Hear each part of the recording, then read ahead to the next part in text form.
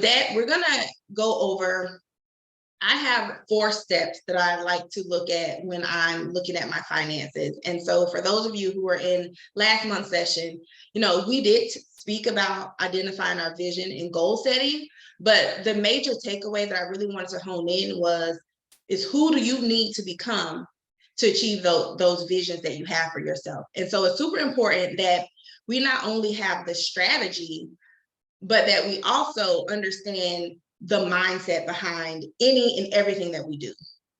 80% of what we do is at a subconscious level. We don't even realize it. How many times do you get in your car and you're just on autopilot? That's not like usually your conscious mind. It's when you take the wrong turn that you're like, oh, wait a minute, this isn't where I'm going. You're on autopilot. And so a lot of times that happens in our real life, where some of our thoughts and beliefs that we're having around money, it's not who we are right now. It's the 7-year-old who experienced trauma. It's the 18-year-old who had some sort of some money blocks that were developed. And now our self now, that's who's reacting to it. And so I always start with mindset. And that'll be no different today. And so today, oh, and one thing I didn't mention, in the email, you should have gotten a workbook. You can use the workbook, it's yours if you have had an opportunity to print it out. Otherwise, if you have a piece of paper handy, jotting down your answers or your thoughts that come up would be very, very helpful in this process. And so the first step is to identify, what is your relationship like with money? And I think sometimes we don't really even think about it. And so awareness is key. And so I love to go over these couple of questions. And so we'll take like a minute or two to respond. But here are some great questions to consider. If you were in a relationship with money, would money want to be in a relationship with you? And so this requires just being honest with ourselves and being vulnerable, which is key into any relationship, whether it's romantic or even with your children. But really sit and be honest. If you were in a relationship with money, would money say they want to be in a relationship with you? Are you loving? Are you compassionate? Would money say that you're selfish? What type of relationship is going on?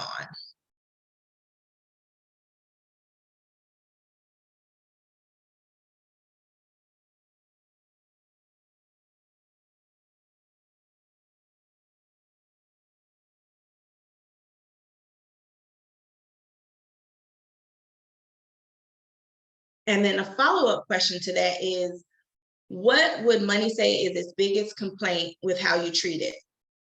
And again, this is not from a place of judgment, but what would money say? Would money say that if it maybe feels neglected? So if you recognize that, you know what, I don't really monitor my money as much as I would like to. Because we want to think about, with any relationship, relationships have to be nurtured to grow. That's the same thing with your money. And to be aware, you have to pay attention to it. So being mindful of that. What would be the biggest complaint? Is it that you are too fearful? What types of feelings come up where you're like, you know what, money would probably complain that this is not the way I would want to be treated in a loving relationship.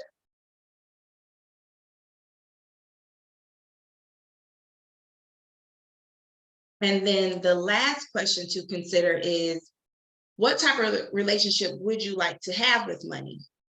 And when you answer this question, I would encourage you to think about the goal that we set previously, the vision that we came up with previously. And even if you weren't in the previous workshop, think about a financial goal that you have, or the life that you truly, truly desire to have. Understanding that the way you currently interact with money may need to change. What type of relationship would you want it to be instead?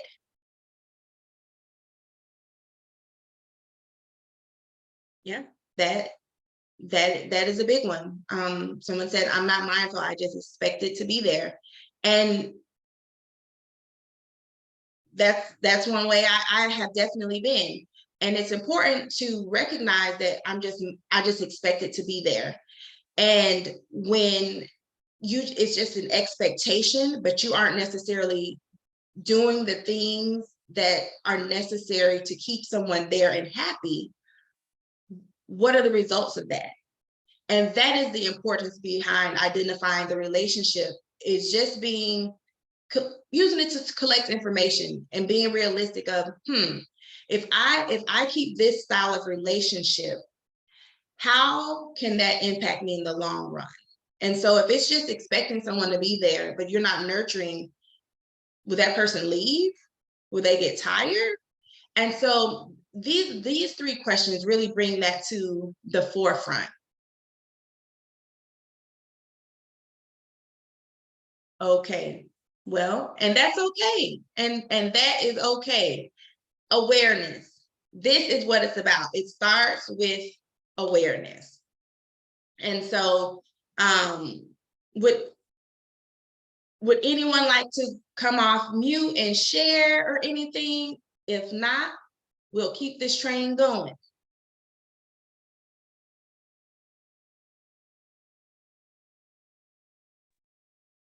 Hello. No worries. Oh, yes, sorry. go ahead. Hi, everyone. Yes, so I'm sorry I don't have my picture up on the screen here, my video. Sorry about that. Oh, hi, my name's Chloe. Excuse me. I do have one rule. We as women apologize too much.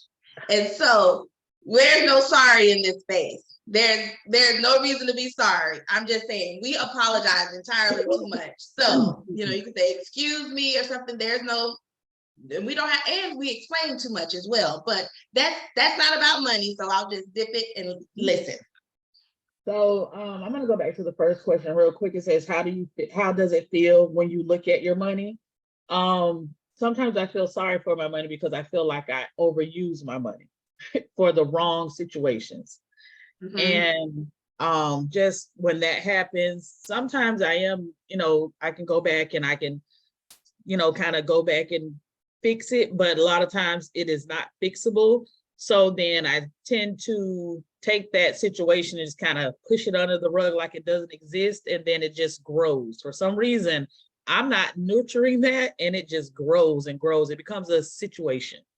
So I would like to have a better relationship with my money, understanding my money because you can bring in money a million ways. You can make $1 million and you still don't know how you spent it. You still don't know where your money is. So I would like to have a better relationship with my money as to how I treat my money, as how I spend it, and, not limiting myself, but making better decisions on how I spend my money and why am I spending this money.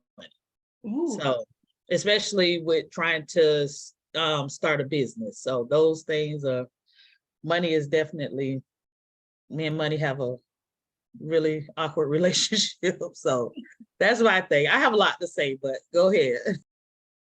No, I love that. And that is okay. Like awareness, it starts with awareness, because now you're like, you know what, normally I don't pay attention to my money like I need to. So in those moments where you feel yourself, oh, I haven't been paying attention, your body's aware now. And you get to choose every single time. We get to choose, and you can choose to say, you know what, I may not reconcile my bank account, but I'm going to at least look at it.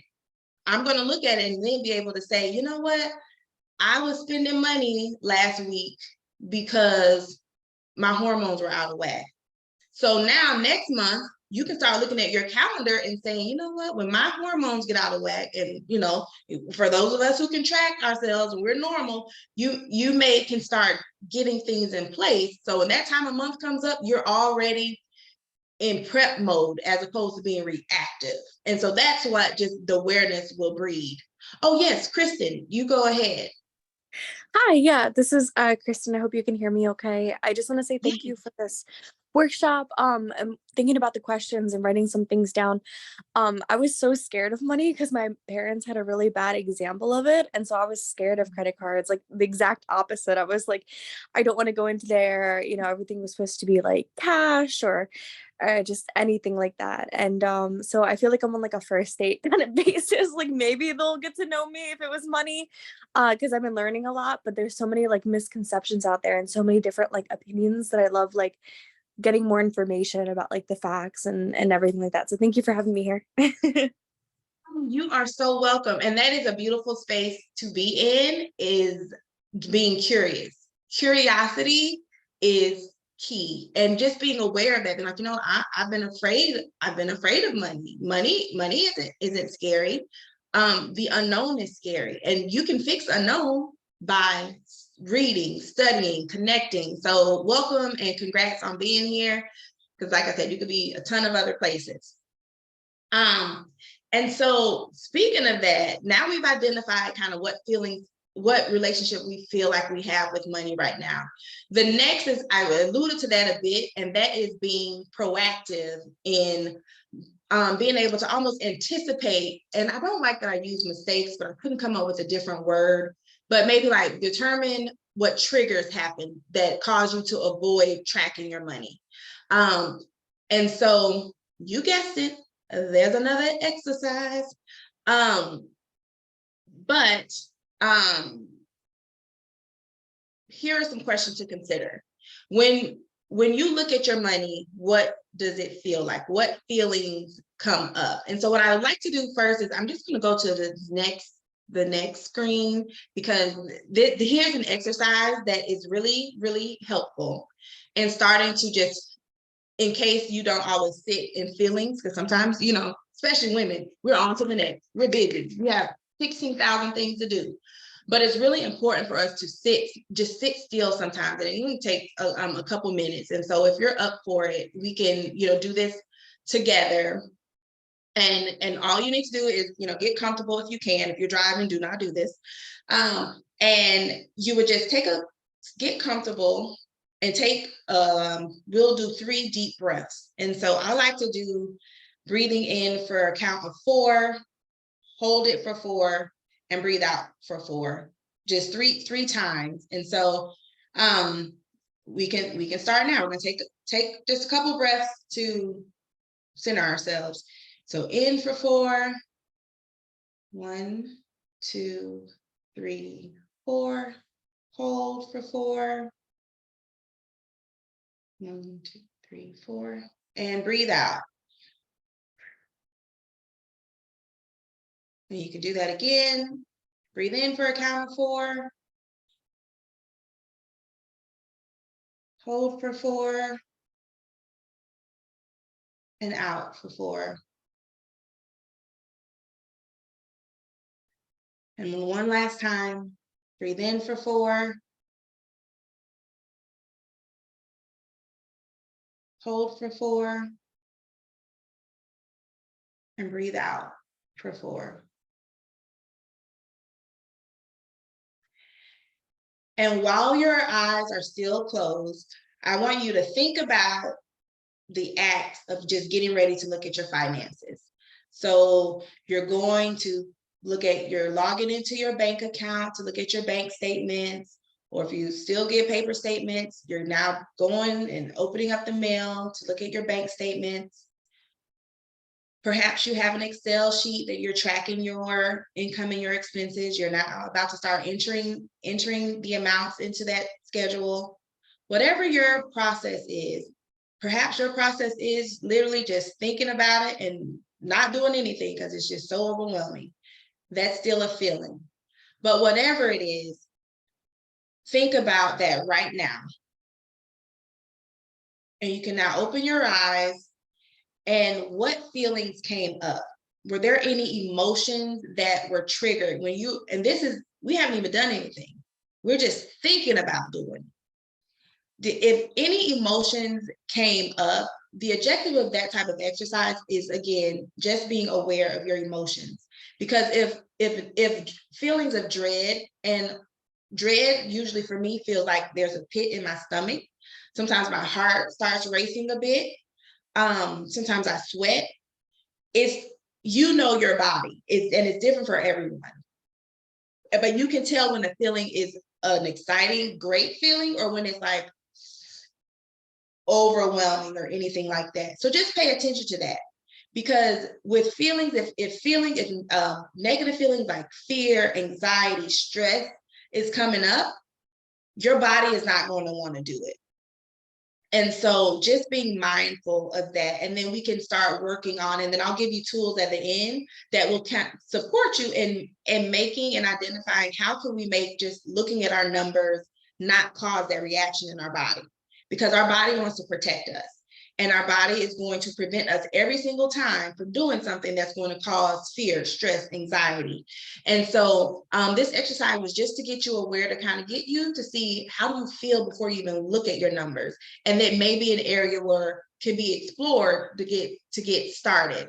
And so I'm just going to go back to the previous one. And so, and you can use that to also answer, how does it feel when you look at your money? You know, some is fearful. And so then that's going to lead into what is most challenging about tracking your income and expenses. Because if your body is wanting you to not feel in danger, not wanting to have those negative feelings, that may be causing some challenges to you tracking your income. And so what does that look like? That may look like your biggest challenge may be, I don't look at my money. The feelings that come up, they're too powerful, they're too negative, it's fearful for me, I don't look at my money. So if that's one of your challenges, we want to put that down, because we have to identify what the challenge is before we can even give you steps. And everyone is different. That's why personal finance is personal. Everyone has their own stories. Some other challenges that may come up is you feel like you're not organized. Like the most challenging part is I have so many accounts, so I feel unorganized. So we got to mark that down. Okay, so if the challenge is you're unorganized, the solution is we have to get organized. What can we implement to get organized? Let's see in the chat if someone has a different.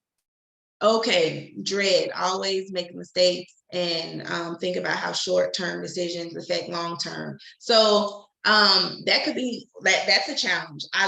Sometimes I'm living in the past, and it almost stalls you, or you're frozen to really move forward because you're still looking backwards. So that's a challenge. So then what can we do to then protect ourselves from looking in the past? We start building compassion for ourselves. We change the way we do self-talk. So this is essentially just really identifying our challenges. So moving forward, we can say, okay, what type of plans can I put in place? So instead of continuing to do my normal, which may be not looking at your money, which may be beating myself up because it didn't go like I was supposed to, you can start putting a plan in place. So that way, you know what? I spent double my budget last month eating out, but there's literally nothing that I can do about that. What did I gain from eating out? Sometimes grandma that I hadn't seen in a while. You know what? I got to celebrate with my children, and because my daughter got A+ on her exam. Like, then you can start figuring out, you know what? When I start beating myself up, I need to show gratitude, or I need to see the positive that happened in that money. So that way I can move forward and do the thing, because we still have to look at the money. We have to look at the money. We just have to. And so then that leads into what changes will you or can you implement to better track your income? And a lot of times it's about changing our habits and just looking at tracking it. It's that's really half the battle. And so if anyone has any questions about that, you can let me know, put them in the chat, or I can also address it when we come back. And so, are you ready? This is, most people, when they work with me, they think we're just going to do strategy. We get to strategy eventually, absolutely. But if we, like I said, if we don't work on the mindset, it's usually for naught. And so now we're going to actually get into the numbers. And so in your worksheet, there is a budget sheet, which for whatever reason, the color didn't print. So it's normally not white. It actually breaks up the color so you could see it better, but for whatever reason, it did not print that way. And so I apologize. I can see if I can send a darker budget worksheet for you so you can actually see. But with this worksheet, now step 3 is now we have to get real with our numbers. We've kind of started to identify our current relationship with money, and we know how we want to change it. Then we've looked at, okay, what have been some things that have hindered me from actually looking at the numbers? And now we've got ourselves a plan, and now we're actually looking at our numbers. And this is what I like to call getting facts over feelings. Numbers is just information. It's just information. We put the emotions behind it, but it's just numbers. And when we are able to look at it as just numbers, and you can take the emotion out of it, first of all, it frees up your brain. What is it? Fight, flight, or freeze. So when you are in anxiety thinking about numbers, sometimes we can't even think clearly. We literally could not add 2 + 2 if we needed to when we are in certain states of high anxiety. And so if we can just remember to tell ourselves these are just numbers, this is not to define me as a person. This one opportunity right now does not define what my future will be. Tyler Perry is a great example of that. Tyler Perry was homeless, didn't have no money. And now here he is. I believe he's like a billionaire. So your current season does not define the rest of your life. Your choices do that. I'm just gonna check the chat. Oh my gosh, listen, I'm a big crybaby too, so don't start doing all that. I put me in tears. So, but thank you. And so this is actually the sheet that I like to use, and so I'm going to explain to you. This is how I break out my income and expenses, and I will explain why. So you'll see there's basically 4 categories. There's income, then there's essential fixed expenses. And essential fixed expenses are expenses that you need to live your life daily. Like if you didn't have this, you would be in big trouble. And they're fixed, meaning this is going to be the same cost month after month. So that looks like your rent or your mortgage. That may also look like a car note. If you have your car note, that's just a fixed amount. So things like that that are essential to you surviving, and you can pinpoint exactly what that cost is going to be every single month. That is where you would enter the essential fixed expenses. And then what I like to do, I like to put the due date in there, because it also then you can at a quick glance see, okay, so I need X amount of money at the first of the month, at the middle of the month, and the end of the month. And you can actually also start seeing how your income comes in. Is your income when you receive the payment, is it aligned with when your expenses go out? And so that's why I have this set up this way. And then essential variable expenses. Those are, again, expenses that are essential: water, utilities, gas for your car if you're needing to drive, and things like that. But they vary throughout the month depending on your usage. And so you would enter those there. And the discretionary expenses are those expenses that you use, but they're discretionary. If you didn't have it, it's not going to prevent you from living your life. It's not going to prevent any health or things like that issues. And so that's where you would put that. That looks like dining out. Groceries are essential. You have to have groceries, but that varies depending on what you eat. Dining out at restaurants, that's discretionary. And so those are the types of things that you would put in those categories, and it'll make more sense as I go through how we get real with our numbers.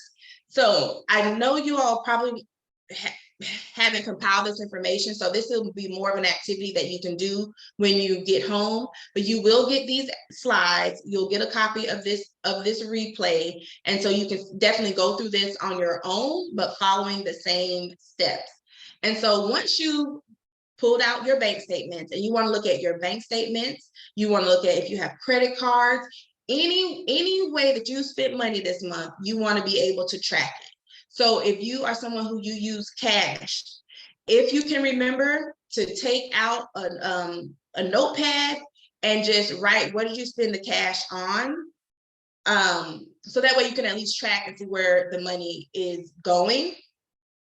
And once you've written out everything and you've totaled the numbers, we want to identify, you'll total your income and total your expenses. You'll then want to look down here where it says total savings, and you'll look at your income, remove all the expenses. If it's a positive number, that meant you had more income than your expenses.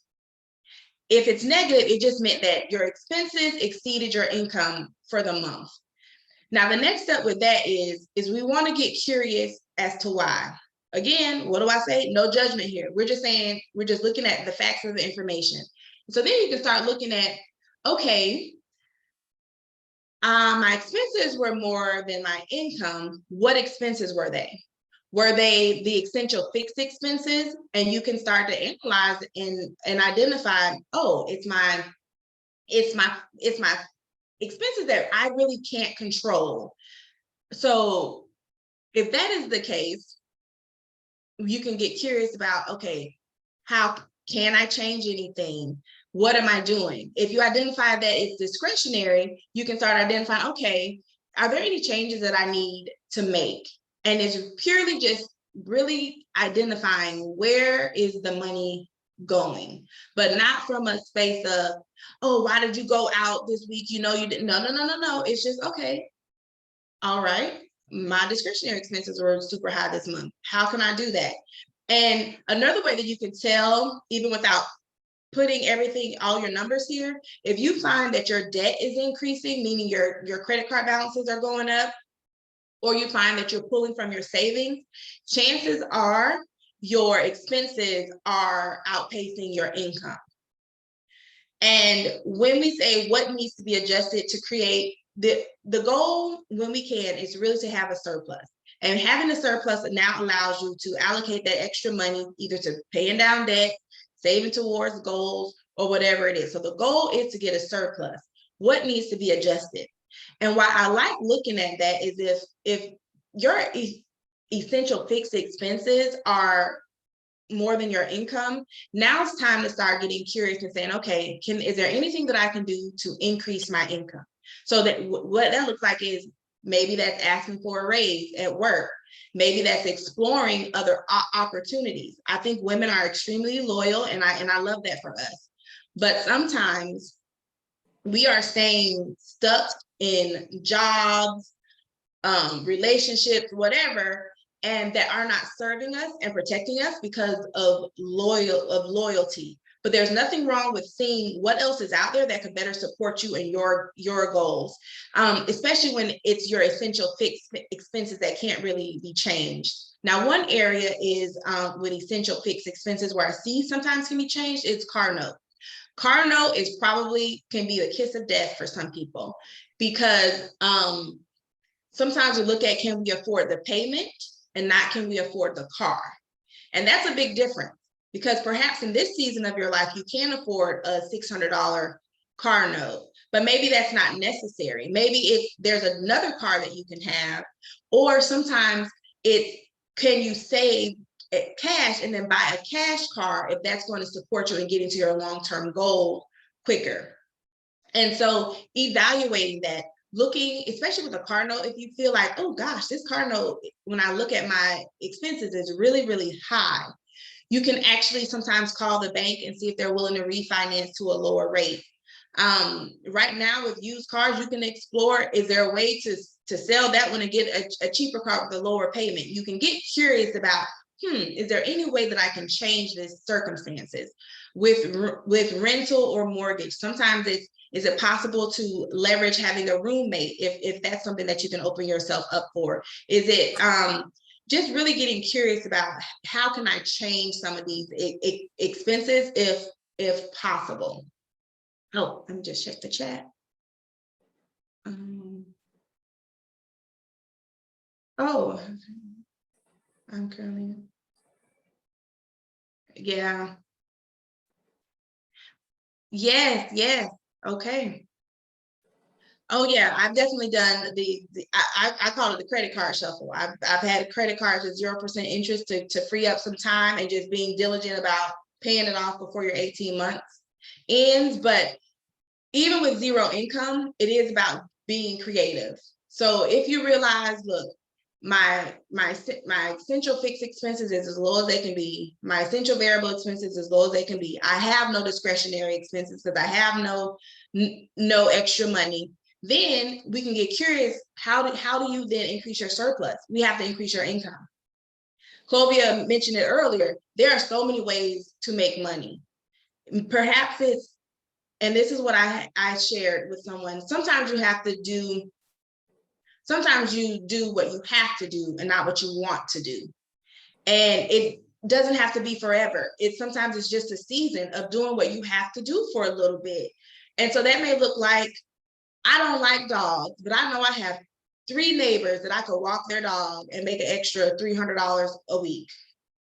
Getting curious. You know what? I love to cook. I know families who they don't want to cook. I can meal prep for them and ask them if they would like to meal prep.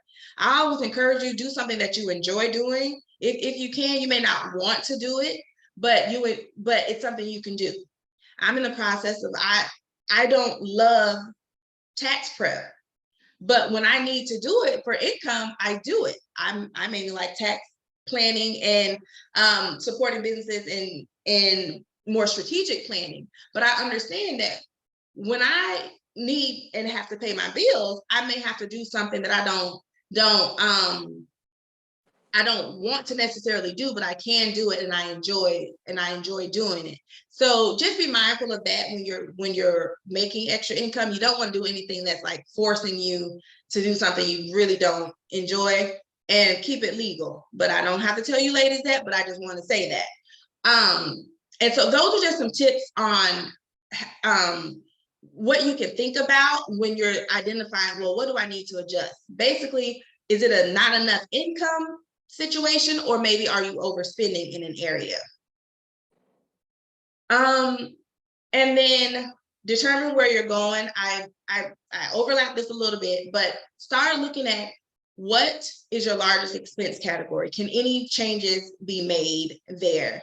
And then another area what supports me and has helped my clients is asking yourself, is your spending in alignment with the relationship with money that you desire? Is it ultimately in alignment with where it is that you know you want to go?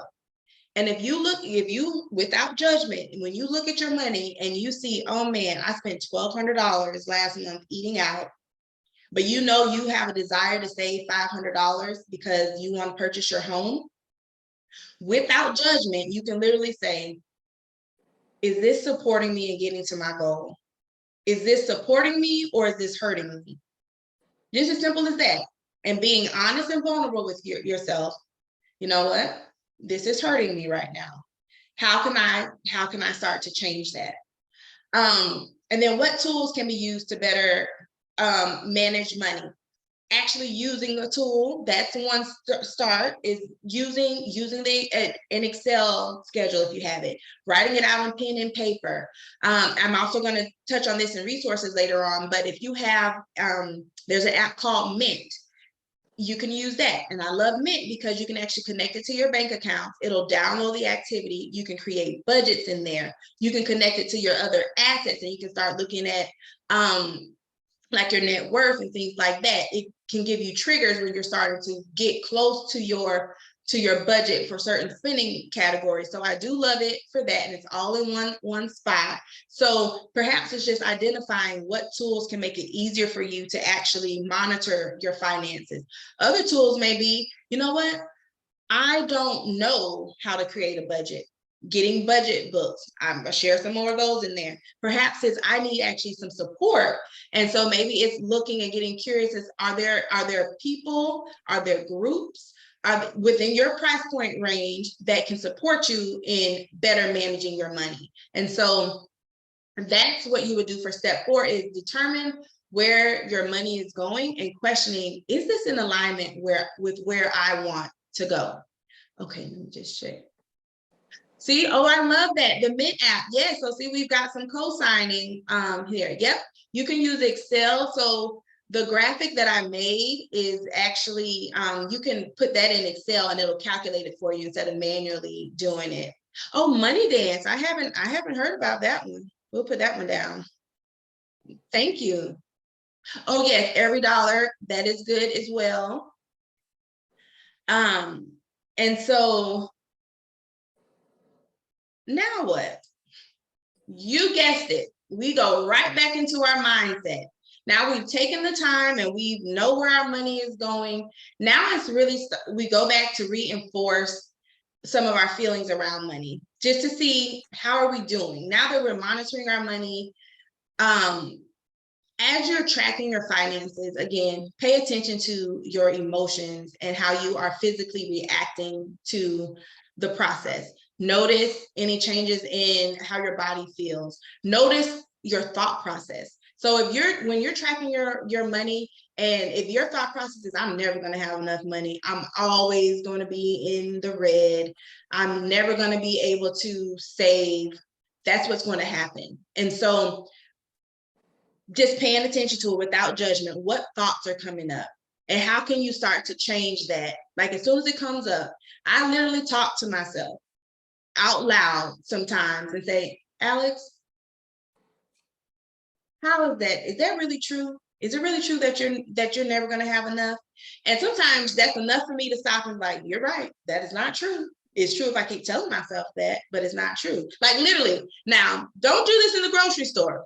Someone may come tap you on your shoulder, but you can, sometimes it's just having that, saying it out loud helps. Having the conversation in your head really does help, having that dialogue. And then I left some questions here that you can also ask yourself.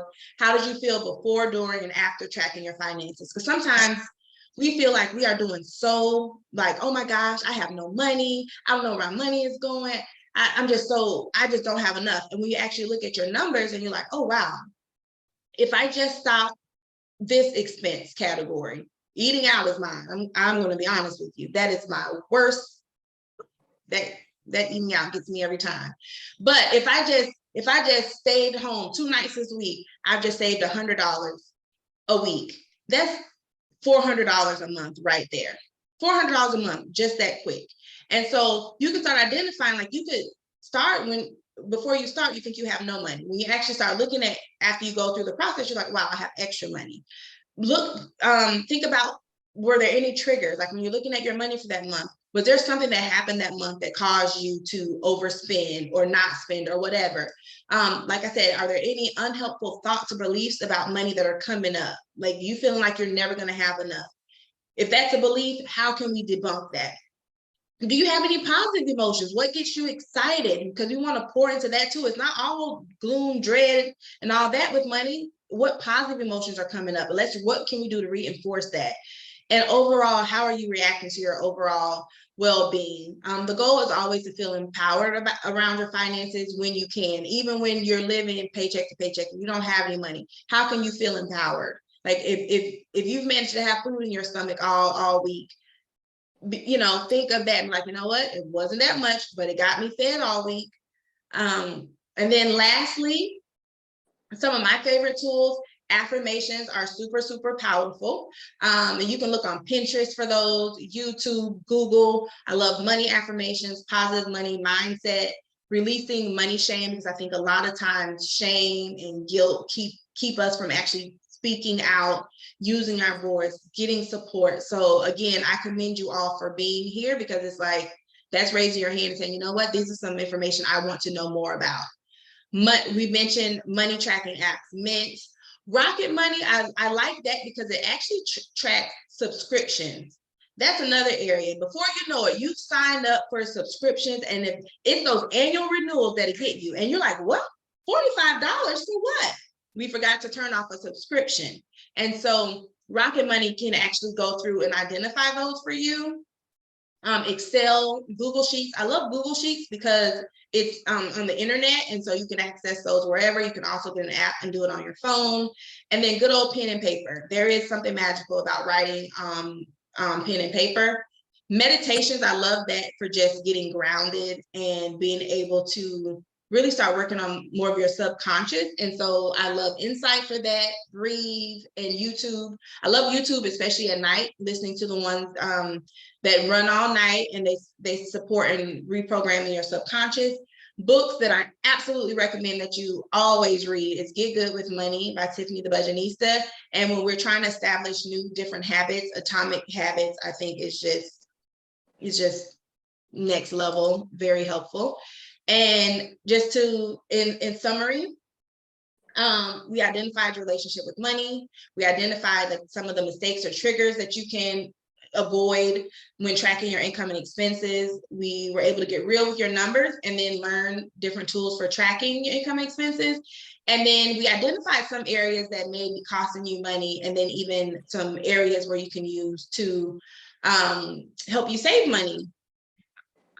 I will leave some of my contact information. Our next workshop is going to be July 26th. It's the 4th Wednesday of the month. And in that one, we're actually going to look at, now we know where the money is going, and then we're going to get a little bit clearer about actually crafting a spending plan that's aligned with like you as a person, not just do this. You have to figure out what works for you, or you won't do it. And with that, we just have questions.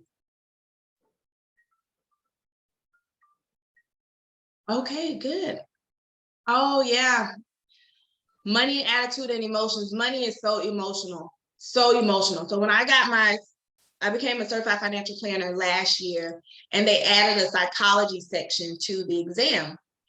And I loved it because so often, a lot of times we already know that we should have a budget. We know that we should pay our bills on time. We know all these things, but we don't do it. Why? That's internal. Anytime you know that you should be doing something, well, I hate using should, but you know that if you do this thing, you're going to get the result you want, but there's something that's stopping you, that is an internal block. And that just requires work and awareness. And so I love the fact that they added that, because it really goes to what's going on internally, what beliefs, because what is it? Thoughts become beliefs, beliefs become actions. And if you have negative thoughts and negative beliefs, they're not going to turn into positive actions. That just seems like that's against the law of physics. And so we have to be aware of it. And once you become aware of it, now you can start taking the tiny steps to change it. Does it happen overnight? No. And please trust and know you're going to be on you're going to be smooth sailing, and sometimes something happens, but it's about just trying again, doing it again, giving yourself compassion, and moving forward and enjoying the growth in the journey is all you can really do. Okay. Oh, you are so welcome. What or how can you deal with money saboteurs like partner, husband, where they are on the same page as you and tell you not to worry? Now, Jordana, you may where they aren't on the same page as you. Well, we cannot control other people. I will say that is very challenging. We cannot control other people. We can control ourselves and how we react. And most people, they're going to respond to your change. So it may feel like they're changing, but no, you change. So how you deal with that is you identify what it is that you need and you want, and you start working towards that and setting up boundaries. This is very much easier said than done, but the minute you truly don't just say it, but you really believe it and embody, I can only control me and how I respond, then that's all you can do, and set your boundaries. Because if husband, partner, this is what I'm doing, and this is my boundary. If this boundary is broken, then you decide how you will move forward with that. That's my biggest recommendation. You can offer education. You can communicate. I think a lot of times women, we're on a journey to change and for the better and empower ourselves, but we don't always communicate that with others. So if you can communicate and say, hey, I'm working on improving my finances because I have the goal to X, Y, Z. These are the things that I will be implementing in my life. These are my expectations. And you can communicate what your boundaries are. And then so that way there's no confusion. You've been clear. That would be the others that I would say. Oh yes, you're so welcome. Oh, you're so welcome. Yeah.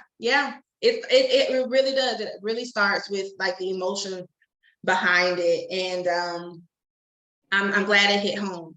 Anyone want to come off and share? Any questions and the biggest takeaways? Anything?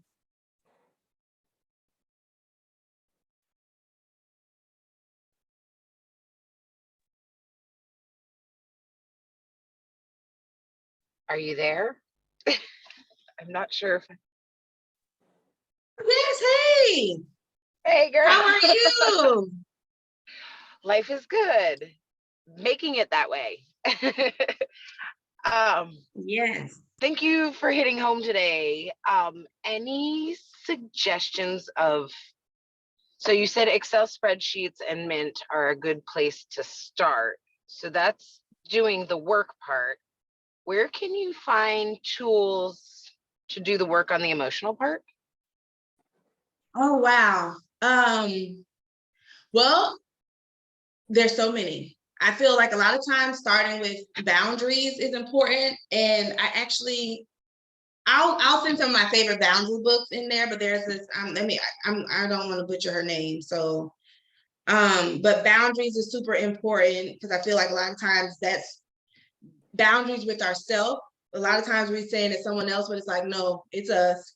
Setting Boundaries, Find Peace by Nidra Tawwab. She's also on Instagram. She may be other places, but I know her on Instagram. And I'll put her name in here. But she's amazing with addressing boundaries. And I will have to think of some others. And I think it also depends on what exactly you're starting to work on. Oh, and another life-changing book is by oh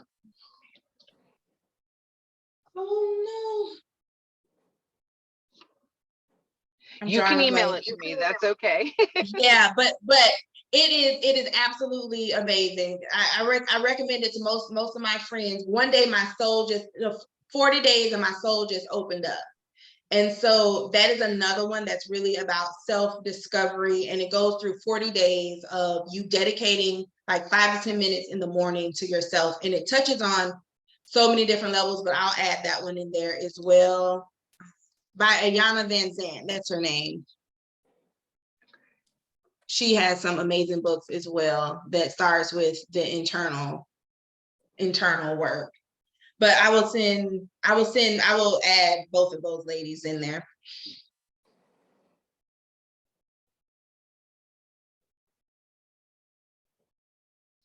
Thank you. Oh, you're welcome. All right. Any other questions? Oh, see, yep. So Clovia says she started and it's great. It is. I did it and it changed my life. By the end of it, I was leaving a very narcissistic relationship and just really stepping into what it is that I want, and having it helps with self-trust, and especially when it comes to money. Even if you have this very woo-woo, oh, money is going to come to me, I'm going to manifest everything, yes. You have to trust that. You can say it, but if you don't trust it and believe it in your core, it doesn't matter. And so reading that book in the 40 days, it really did just support me in building that trust, that knowing is my faith muscle. And faith is a muscle. And if you have to work it, it's not something that just comes super easy. So yeah, I loved it. Oh yes, you are so welcome. Well, this has been an absolute pleasure for me, ladies. Y'all don't know, but this gives me my entire life. Personal development is everything for me. And I did not realize how tied into my money that it has been, but it is. And so thank you for allowing me this space. Yes, it is a journal. Oh yeah, journaling. I didn't put that on the resource, but journaling is super important. Writing out your thoughts, your feelings, just even if, and again, I always say this about women, what we do, we don't give ourselves time. So even if it's 5 minutes, when I usually start my day journaling and meditating. The days that I don't take my 5 or 10 minutes to myself to journal and meditate, I feel like my day is off. It does something for you. So if you are able to give yourself 5 or 10 minutes to start your day, even just breathing, you will see so much. I believe you'll see a lot of difference. It just does. It's super powerful.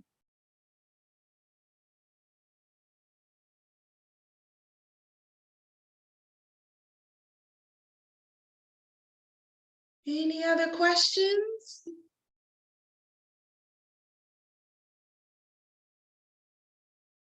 Oh, I think I can stop sharing now. Okay.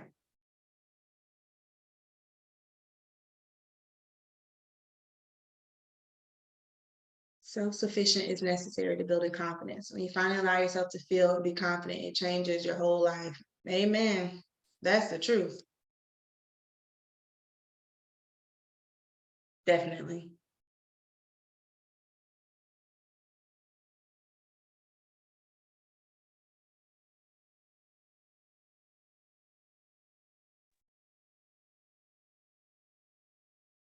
Well, perfect.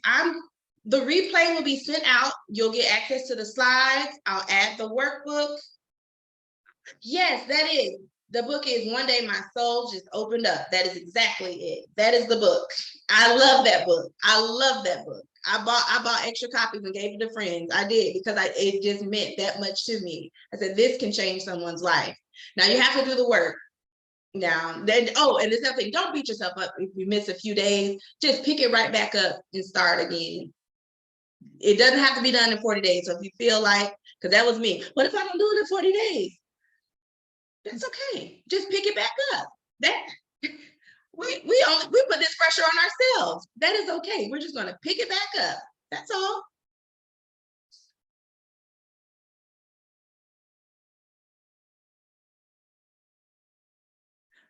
So yeah, exactly. So yeah, you'll get a replay. You'll get I'll add a copy of the workbook, and you'll get the slides, and I'll add the link to the 2 authors. I'm sure there are so many more, but those are the ones that instantly stood out to me because I've been enjoying their content. So perfect. I love a good Audible. And listen, if you don't have an Audible app, subscription, use their free trial. Get your book, listen to it, and then cancel it. That's it. And sometimes if you wait till Black Friday, I love shopping during Black Friday because usually everything that's on sale. So I make a list. Start making your list now, ladies. If there are things you want to sign up for and you don't need it right now, make your list. And then as soon as Black Friday comes, I'm like, okay, who has the sale on what it is that I want? I love doing that. That's another tidbit. You are so welcome. Well, Lori, do you have anything that you wanted to share before we exit? No, you already mentioned the replay will come out probably within the next day or so. And thank you all for joining. We'll see you next month. Bye. Bye.